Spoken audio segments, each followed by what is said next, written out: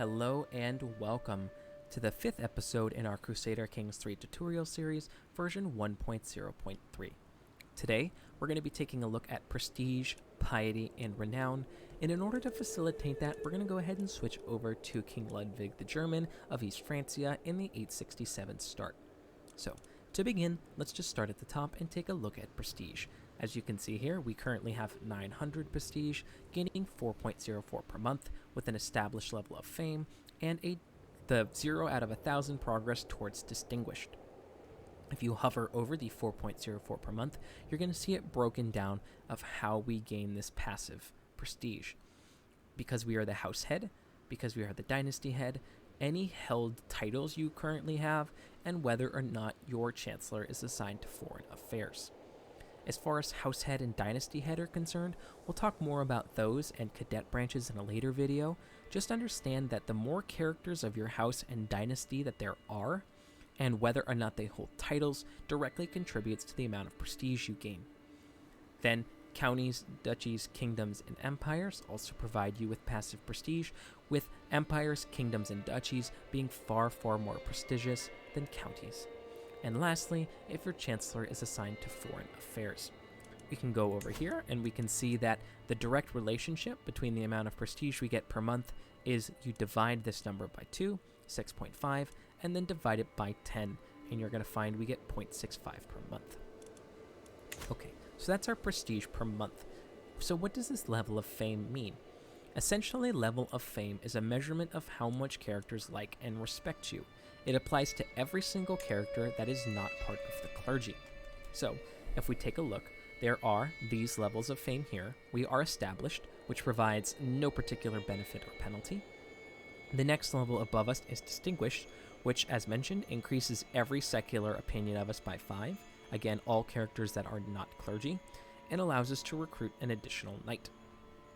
This scales upward to illustrious, exalted among men, and living legend, applying these particular benefits, culminating in 30 opinion of everyone and 4 additional knights.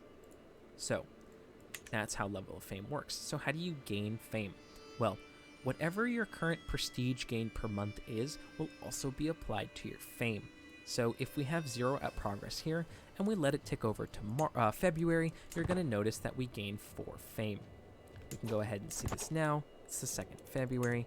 And you can see here we gained 4 prestige. In addition to that, we gained 4 fame.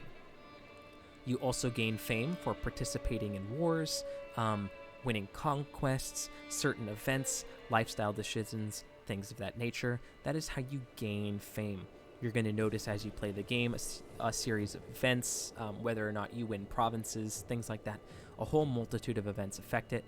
Just something to keep in mind, and that's what fame does. So, next, we're going to take a look at Piety. Piety is sort of the contrast to Prestige. It is affected directly by your personal learning.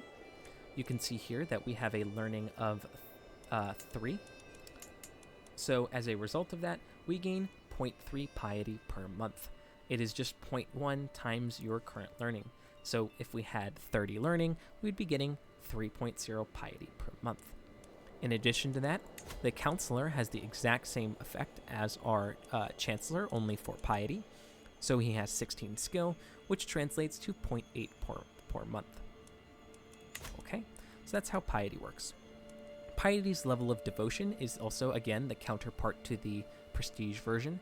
Rather than affecting secular characters, your level of devotion strictly affects Catholic clergy opinion. So this scales up at exactly the same rate, with the highest level providing plus 30. One caveat is that if you go down the theologian lifestyle trait, you can actually double that to 60. As you can see here, level of devotion impact plus 100%, which can be rather convenient when negotiating claim requests, as well as money requests and excommunications with your head of faith. We'll get into that in just a second. The last thing here is Renown.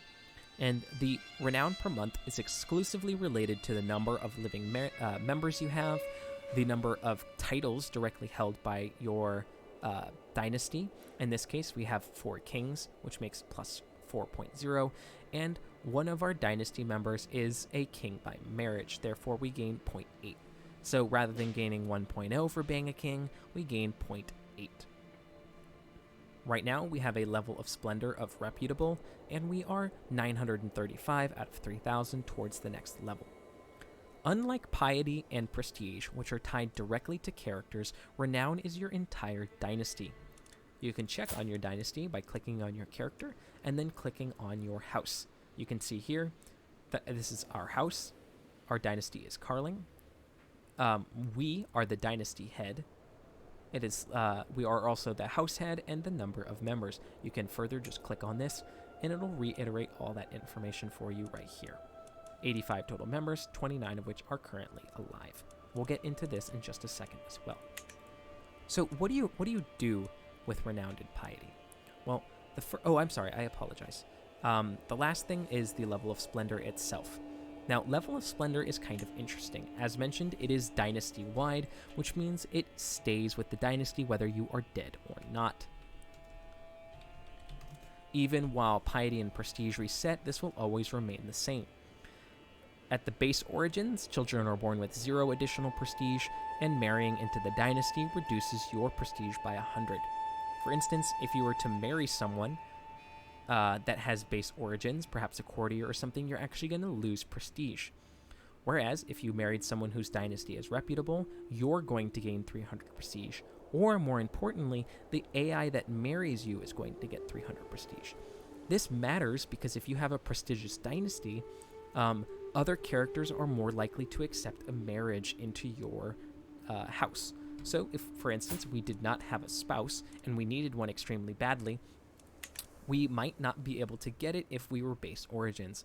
But because we are a renown level of reputable, which is here, a good way in, not only do our children get automatically born with 400 prestige and the additional long reign bonus, characters are more likely to marry us, which is rather handy. So, at the highest level, children are born with 1,000 prestige and give 900 for marrying, with a 55 long-range opinion bonus, and at the lowest level, we can only get a maximum of 5 long-range bonus with 0 prestige to our children, and losing prestige marrying into it. Something to keep in mind. But as far as the prestige, piety, and renown itself are concerned, you can actually spend it freely. In CK3, unlike CK2, prestige, piety, and renown are actually resources. You spend prestige, you spend piety, and you spend renown. If we were to spend, let's say, some of this prestige, our level of fame does not change. If we spend some of our piety, our level of devotion does not change. If we spend our renown, our progress of level of splendor does not change. Certain events may impact this. For instance, if you break a truce, your level of fame will go down. That's just one example. But for the most part, your level of fame will slowly tick up, as will your renown and level of devotion. So what do you spend these resources on? For the most part, prestige is used for claim wars. You can use it in decisions as well. For instance, if we were to invite knights, that would cost us 150 prestige. Inviting claimants would cost 750, culture 300, so on. You can lose it through events, you can gain it through events, but the primary usage is for declaring war. For instance, if we wanted to use our claim on the Kingdom of Lotharingia and to declare war over that, that would actually cost us 200 prestige. Title we are claiming is a kingdom, so that costs us 400 prestige. He's a defender of the same dynasty, which reduces it by half, ultimately costing us 200 prestige. If we were declaring war over a county, it would cost 100, declaring war over a duchy costs 200, and so on. We can also declare war on for our courtiers and whatnot, which generally speaking will cost you more prestige, as you can see here. Okay. In general, I would advise against that, but there are certain cases where it might be useful. Nextly, we're going to look at piety. So, earlier when we talked about clergy opinion of you, you might be wondering why it's super relevant. Obviously, having secular characters like you more is handy. Making sure your vassals don't want to murder you is always quite nice.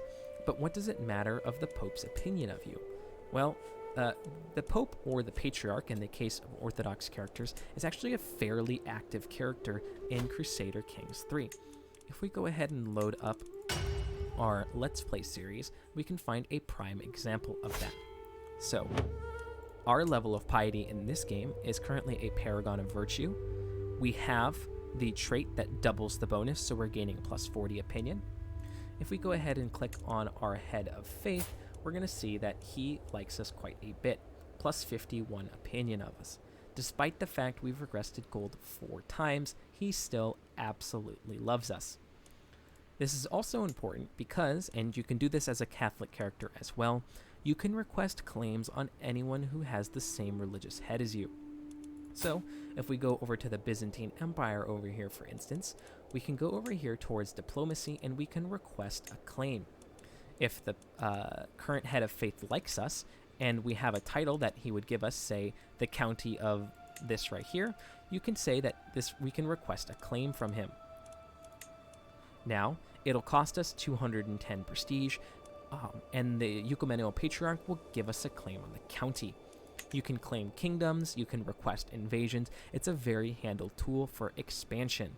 So something to keep in mind. Spending prestige is very, very handy, as is spending piety. Now, when you want to actually declare that claim war, you're going to have to spend some prestige, so you don't have to spend more than just the piety to get it, but something to keep in mind.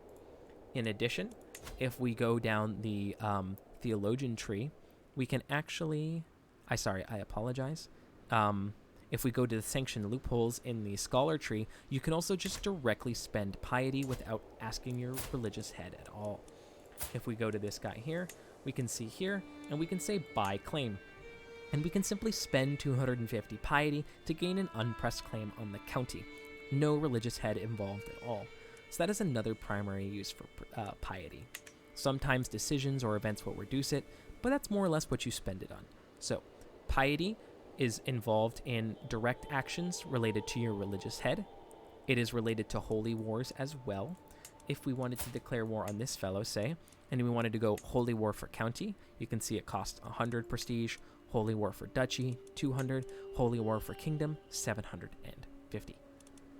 So, just like prestige costs for claim wars, piety is used for holy wars, piety is used for head of faith interactions, and prestige is used for decisions, events, marriages, that sort of thing.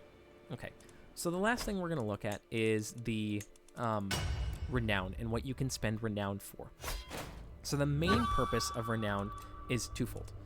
So two main purposes. The first is disinheriting children. So for instance, let's say we had a particularly horrendous heir. You can actually right-click them, go to diplomacy, 3 more, and we can say, I apologize, it's under hostile, and we can say disinherit or denounce. So we can denounce and give us a reason to imprison him, or we can just disinherit him outright. Because we are a kingdom title, it's going to cost us a lot of prestige, 900 and 225 renowned. So that is one use of renown. To disinherit or to denounce certain characters costs prestige and piety. Prestige and renown, rather. In addition to that, if we click on your coat of arms, it's going to open up this tree, and we can open up the legacies. So, as you can see here, all the base levels cost 1,000. Second levels all cost 2,000, 3,000, 4,000, and 5. So, if we look at House of Warriors, for instance, this would provide 2 prowess and 15% knight effectiveness to every single member of our dynasty. Whether it is us, whether it is our son, cousin, doesn't matter. So if we were to say spend 1,000 renown on unlock mostly fair, this would increase popular opinion by 5. Let's go ahead and take a look. And for land that we directly own, County of Baden, here. And you're going to notice that popular opinion, give it a second, mostly fair is plus 5. So that completely counteracted foreign culture. So now every single member of our dynasty is going to have this opinion. So if we take a look at someone of our dynasty that owns land that is not us, for example, the King of Lotharingia, let's go ahead and take a look at one of his provinces. And you're going to see popular opinion is plus 5. See, he has mostly fair as well because he is part of our dynasty. And again, this carries on no matter who character you play. This renown will just keep on getting inherited by the next person in line, so you don't have to spend this right away if you don't want to.